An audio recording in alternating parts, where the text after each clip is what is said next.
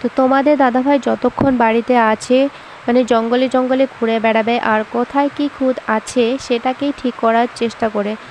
তো দেখে নিন এখানে যে পেঁপে গাছটাতে দেখতে পাচ্ছেন পেঁপে গাছটাতে ফুল ধরে গেছে। তো তোমরা হয়তো অনেকেই জানো যে পেঁপে গাছের মধ্যে মাত্রা মাতৃ থাকে, তো এটা হচ্ছে মাত্রা গাছ। তো মাত্রা গাছকে মাতৃ কীভাবে বানায় আজকে তোমাদের দাদাভাই দেখিয়ে দেবে এই ছোট্ট ভিডিওটির মাধ্যমে। তো দেখে নিন কীভাবে কেটে দেয় একদম গাছের গোড়ায়। দেখে নিন এই যে সুন্দর করে কেটে দিচ্ছে। তো আমিও আজকে প্রথমবার দেখলাম যে এভাবে মাত্রা গাছকে মাতৃ বানানো যায়।